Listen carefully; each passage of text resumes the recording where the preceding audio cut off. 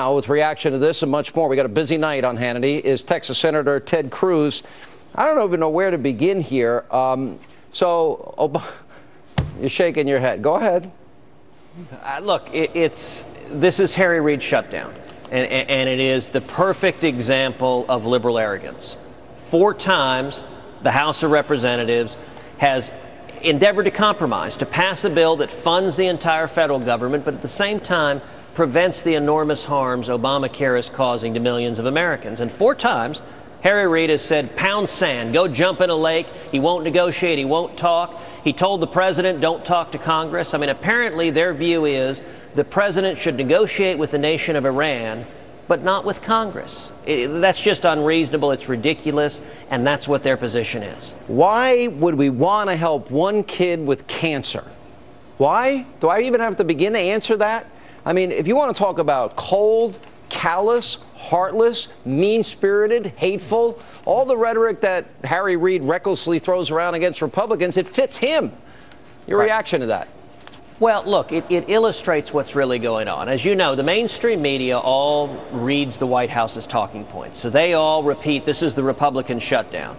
And it's why what's happening now is so important. We saw a couple of days ago the Senate unanimously pass a bill funding the men and women of the military, saying we're not going to hold your paychecks hostage the way Harry Reid and President Obama had been threatening to do for weeks.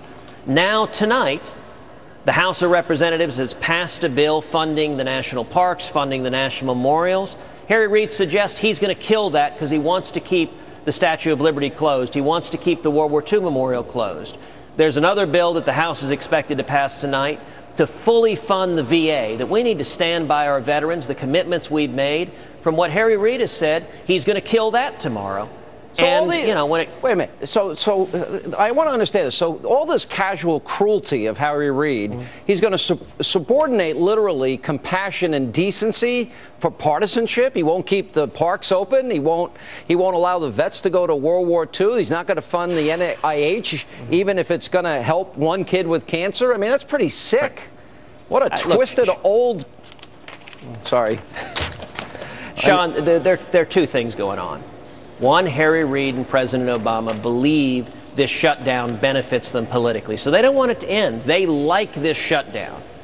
But number 2, they don't want to open the VA because Harry Reid wants to hold veterans hostage in order to force Obamacare on everyone. And let's be clear, the bill that the House is going to vote out tonight doesn't even mention Obamacare. It simply says we should continue to fund the VA because whatever happens in a shutdown, our veterans should not be held hostage. And apparently Harry Reid's standard is he thinks veterans don't deserve the same treatment that men and women of the active military do. That's not right. We need to honor those commitments, and we need to put the partisan politics of Barack Obama and Harry Reid behind us. And, you know, just 2 days ago, President Obama gave a list of all of the negative things that would happen in a shutdown, that he wouldn't pay the Border Patrol, that he would shut down NASA, that he'd shut down the national parks, and that he'd shut down much of the VA. What the House is doing is saying, Mr. President, we have heard your priorities. We're acting in a bipartisan manner to fund the priorities you laid out, Mr. President, in a national speech. And Harry Reid saying he's going to kill him because he wants everything shut down. All right. The first was the fund. All right. Then they said, let's delay it. Then they said, well, let's just get rid of special exemptions. We'll treat everybody in the country equally. That means big business that they gave an exemption to and individuals. And then they said, all right, let's just talk about it. Now, now we find out the Obama administration knew about the World War II veterans' request. They rejected it, and they sent more guards to the World War II memorial today than they did to Benghazi on September the 11th, 2012.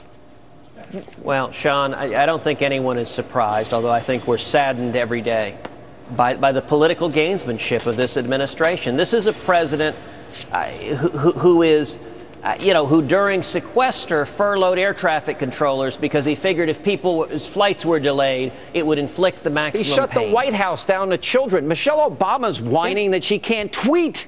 Twitter has nothing to do with the White House or the budget. Sorry, you're not going to hear from me, but the government shutdown is not going to allow me. She doesn't do her own tweeting.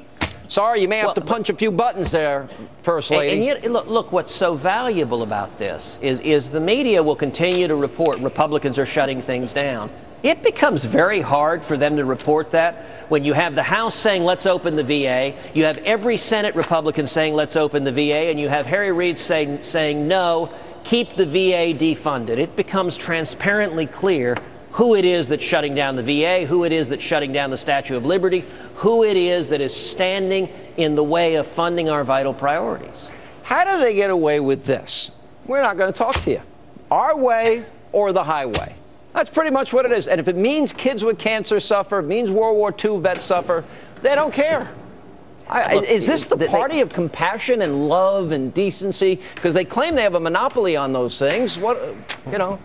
They live in the D.C. bubble where it's all about brute political power. Listen, what this fight is about fundamentally, Sean, is making D.C. listen to the people. You know, we wouldn't be here if over 2 million people hadn't gone to don'tfundit.com, signed a national petition, and forced our elected officials to listen to us.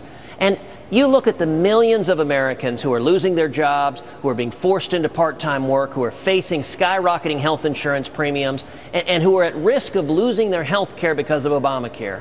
And what Harry Reid and President Obama are saying is, we don't care about you. We're going to grant exemptions for the ruling class, for big business and members of Congress, but not for hardworking American families. That's wrong, and that's what's going on here. What a sick, twisted old man to say, why would we want to do that and help a kid with cancer? Pretty heartless, I got to tell you. Pretty sick. Good to see you, Senator. I think it reflects cynical and unfortunately partisan priorities. Partisanship trumps everything in the world of Reid and Obama. Sad. All right, thank you so much for being with us. Coming up next, two conservative House Republicans, Michelle